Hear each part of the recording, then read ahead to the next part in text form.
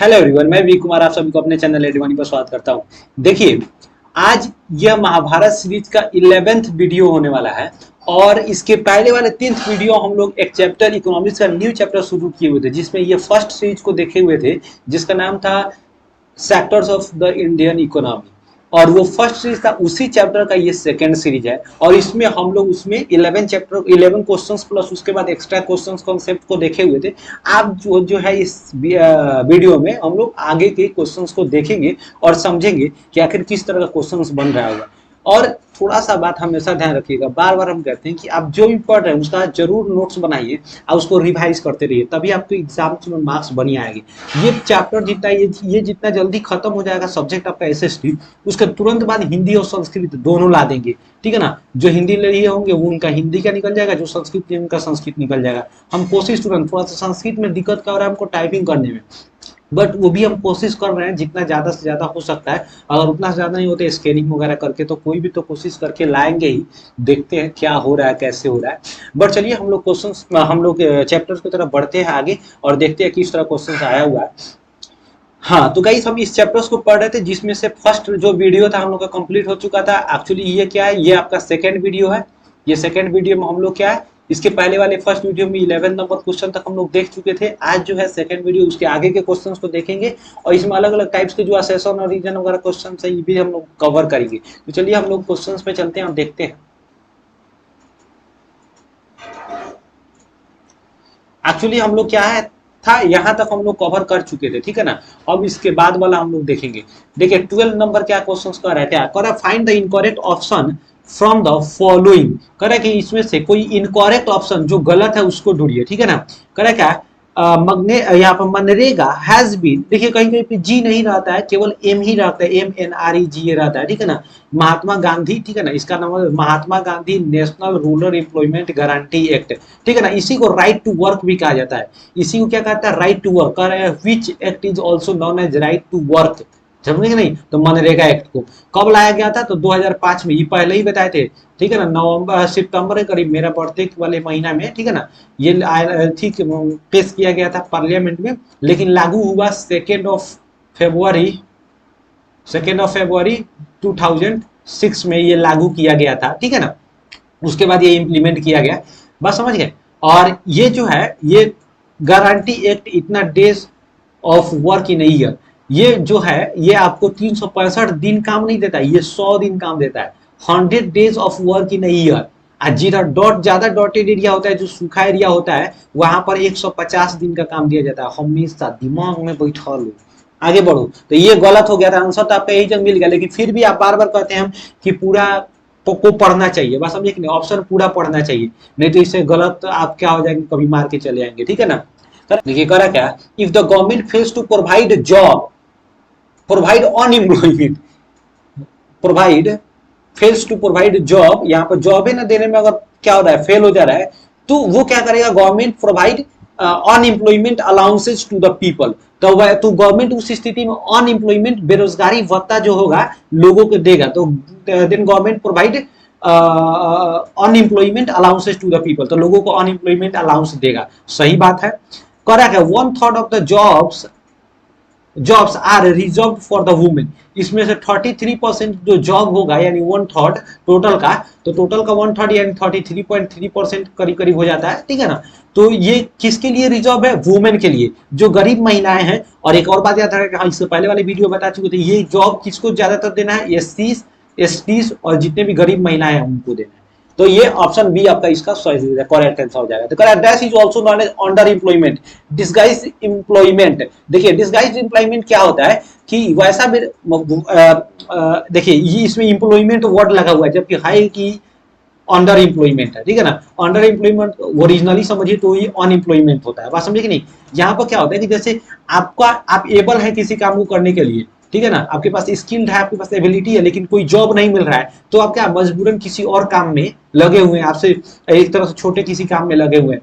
इस तरह की बेरोजगारी, सबसे ज्यादा अंडर एम्प्लॉयमेंट या डिसगाइज्ड एम्प्लॉयमेंट जो होता है ना, वो कहाँ देखने को मिलता है, एग्रीकल्चर में। सबसे ज्यादा कहाँ देखने को मिलता है भाई अमर, एग्रीकल्चर में। ठीक है ना, या प्राइमरी सेक्टर्स में देखने को मिलता है। याद रखना हमेशा, अंडर एम्प्लॉयमेंट सबसे अधिक कहाँ मिलता है देखने को, तो एग्रीकल्चर में यानी प्राइमरी सेक्टर्स में। ठीक है। इसमें क्या होता है कि लोग ऊपरा ऊपरी के देखने में लगता है कि बाप रे फलनामा बहुत कमा रहा है, जॉब कर रहा है, लेकिन वास्तव में वो काम उसके लायक नहीं है, ठीक है ना, उसको काम दूसरे जगह नहीं मिल रहा है इसलिए वो काम कर रहा है, या फिर मजबूरन में काम कर रहा है, ठीक है ना, ये होता है। नेक्स्ट कह रहा है क्या, in which sector do workers enjoy job security, तो कौन सेक्टर में लोग जॉब का सिक्योरिटी का इंतजार करते हैं, उसको डरे नहीं है कि बाढ़ आए तो, सूखा आए तो, कोरोना आए तो, इबोला वायरस आए तो, कोई भी वायरस आ जाए उससे, कोई कोई बैक्टीरिया आ जाए उससे कोई मतलब नहीं है, उसका जॉब ज्यों कहते हो रहेगा। एग्रीकल्चर सेक्टर रहेगा, बाढ़ आ जाएगा एग्रीकल्चर सेक्टर में दौड़ा देगा, प्राइवेट सेक्टर भगा देगा। Organise sector, C is your correct answer because this sector is also known as secure sector. इसमें जॉब बहुत सिक्योर होता है, आपको हर तरह की फैसिलिटी मिलेगा, आपके बाल बच्चों को पढ़ने के लिए मिलेगा, आपकी पत्नी का जब शादी हो जाएगा ना, आपके पत्नी को ट्रिप, आपके माता पिता को ट्रिप घुमाने के लिए मिलेगा। बस समझे, अभी नहीं, अभी तो 10वां में पढ़ रहे हो, ठीक है ना, इसलिए अच्छा पढ़ के गूगल में जॉब लो, ये सब ऑर्गेनाइज है, बड़े बड़े अधिकारी बन जाओ। प्राइवेट कंपनी भी ऑर्गेनाइज सेक्टर्स में आते हैं, जैसे तुमको देख लो, गूगल हो गया, बस हम देख नहीं, यूट्यूब हो गया, ये सब प्लेटफॉर्म हो गया, उसके बाद तुम देखो फेसबुक में अगर तुमको जॉब मिल जा रहा है, ये सब गूगल का ही तो है बेसिकली, ठीक है ना। उसके बाद यहाँ पर देख लो रिलायंस में, टाटा में, ये सब बड़ा बड़ा अधिकारी की जॉब लो तो उसमें तुमको ट्रिप मिलता है, उसमें टाइम से तुमको आना है जाना, उसमें ज्यादा आपको खटना नहीं है, बहुत फायदा है भाई ऑर्गेनाइज सेक्टर में। मैच द फॉलोइंग कॉलम, इसमें से क्या करना है, मैच करना। पब्लिक सेक्टर, भाई उमर पब्लिक सेक्टर को क्या कहेंगे, पब्लिक सेक्टर यानी सरकारी सेक्टर है, ओन्ड बाई गवर्नमेंट, तो पब्लिक सेक्टर किसके द्वारा ऑन किया जाएगा, गवर्नमेंट के द्वारा। Very good. Primary sector, exploit nature resource, primary sector में नेचर से जब भी है नेचुरल आ जाएगा, नेचर आ जाएगा ना, सब खटाक देना, प्राइमरी में घुसा देना, ठीक है ना, बिना कुछ आंख मूंद लेना, सफा आंख मूंद के घुसा देना, ना ना आंख खोल के, दूसरा में कहीं लग जाएगा तो गलती हो जाएगा। टर्शियरी सेक्टर, टर्शियरी सेक्टर को हम लोग क्या कहते हैं, सर्विस सेक्टर, क्योंकि सर्विस देता है। Organise sector, regular job, organiser में रेगुलर जॉब होता है, समझ आ गया, आगे चल। फिर क्या कर रहा है, बी कीपर, बी कीपर में क्या होता है, ये बी कीपर क्या है, प्राइमरी में आ जाएगा ना, bee keeper, bee keeper, bee keeper primary sector है, बिल्कुल है। प्रिस्ट, प्रिस्ट तो टर्शियरी में आ जाएगा, पूजा पाठ करता है, सेवा सत्कार करता है बेचारा। बास्केट वेबर और अनऑर्गेनाइज, बास्केट वेबर अनऑर्गेनाइज, ठीक है ना, ये फैक्ट्री में काम कर रहा है बेचारा बास्केट वेबर। और ये कंस्ट्रक्शन वर्कर, कंस्ट्रक्शन वर्कर के में आ जाएंगे, सेकेंडरी में आ जाएंगे, कंस्ट्रक्शन वर्कर सेकेंडरी में, ठीक है, आगे बढ़ते हैं। करेक्ट है assertion एंड रीजन। देखो assertion क्या कर रहा है, there is also a need for protection and support of the workers in the unorganised sector. बहुत बढ़िया बात है, बहुत अच्छा बात है, यहाँ दाया वाला बात कर दिया है। कह रहा है क्या कि जो अनऑर्गेनाइज सेक्टर में जितने भी लोग काम कर रहे हैं, उनकी जरूरत है हम लोग उनको प्रोटेक्शन देने के लिए, गवर्नमेंट को चाहिए कि उनको प्रोटेक्शन दे, और उनके जो मतलब कि आवर्स है, मतलब वर्किंग आवर्स है, उसको क्या करे, एक फिक्स करे। नहीं तो 8 घंटा तो फिक्स नहीं है, लेकिन क्या है, गवर्नमेंट इस पर ध्यान नहीं देती है, तो यहाँ पर लोगों को क्या किया जाता है, एक्सप्लॉइट किया जाता है, ठीक है ना, ज्यादा से ज्यादा काम किया कराया जाता है, कम से कम पैसा दिया जाता है। Reason, workers in unorganise sectors get paid really very less wages and they are heavily exploited. इसमें क्या होता है, अनऑर्गेनाइज सेक्टर में लोगों को सबसे कम पैसा दिया जाता है, वेजेज का मतलब तनख्वाह, मजदूरी, हेवीली एक्सप्लॉइटेड, और सबसे अधिक उनका शोषण किया जाता है, एक्सप्लॉइट किया जाता है। सो रीजन क्या कर रहा है, दोनों तो सही है, ये है रीजन किसका, इसका कर रहा है, एक्सप्लेनेशन कर रहा है, एसर्शन का, ए नंबर इसी का ना आंसर होगा। अगर रीजन मतलब एक्सप्लेन करेगा एसर्शन को तो ए आंसर होगा, लेकिन एक्सप्लेन नहीं करेगा, दोनों सही होगा, तो ऑप्शन क्या होगा, बी होगा।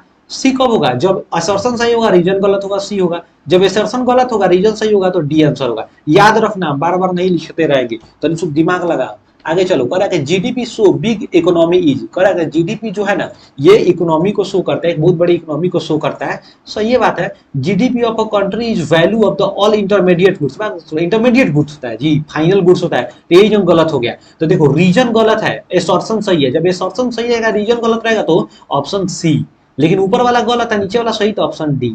ये बड़ी इजी है, याद रख लेना। तो यहाँ ऑप्शन क्या आ जाएगा, सी हो जाएगा पीछे वाला में, क्योंकि रीजन गलत है। Assertion, the data for India for the last 40 years shows that while goods and service produced in the tertiary sector contribute the most to GDP, the highest employment is offered by the primary sector। बात तो सही है कि पिछले 30 years में देखा जा रहा है कि हर सेक्टर्स में प्रोडक्शन जो है, टर्शियरी सेक्टर में बेसिकली ज्यादातर देखा जा रहा है कि प्रोडक्शन क्या है, बढ़ रहा है, ठीक है ना।